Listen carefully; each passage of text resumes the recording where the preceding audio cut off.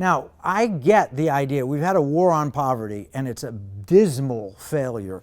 $3.2 trillion in wealth transfers are expected in fiscal 2020, which is the vast majority of our federal budget, and it's a huge percentage of our overall economy, and it's not done anything to really affect the poverty rate, certainly nothing like free markets have done. How can we make it easier for more people to become wealthy rather than institute programs to make fewer people wealthy?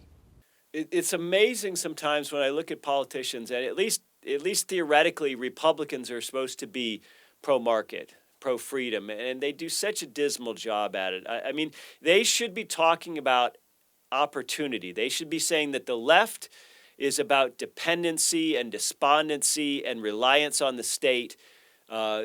People on the right, conservatives, libertarians, ought to be saying we are about opportunity, we are about self-sufficiency, we're about building wealth, we're about ownership. That's the difference between rich and poor, is owning stuff. When you own things, you have a stake in it, you have skin in the game, you have a different sense of life. And so ownership is really what this is all about. And everything government does, every regulation, every tax, just simply reduces the number of people who can own things. People who get into the stock market, people who maybe buy that first house. And maybe for some people, that's just an $80,000 condominium. That's great, whatever it might be. We don't all have to be billionaires, and we're not going to be. But first and foremost, we have to get it out of our heads that inequality per se is some sort of magic problem, because it's not about the number of zeros in your bank account.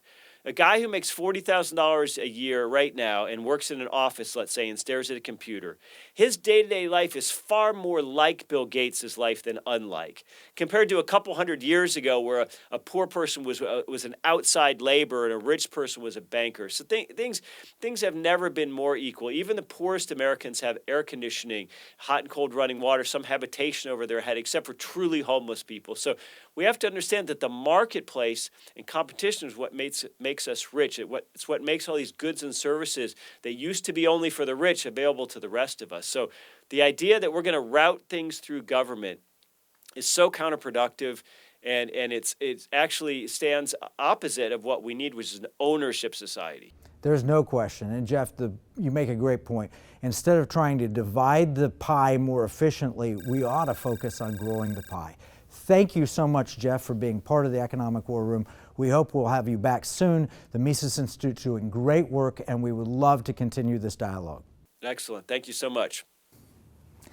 You've heard it said that poor people will never offer you a job.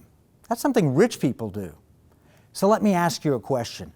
Would we really be better off if we had fewer billionaires in America? We're the envy of the world, and yet we seem willing to kill the goose that lays the golden eggs. There are clearly better ways to solve the problem of wealth disparity. We focused a whole episode on this, episode 49, about moral democratic capitalism. Go back and check out the episode and download the battle plan. The goal should be to make more people wealthy, not fewer.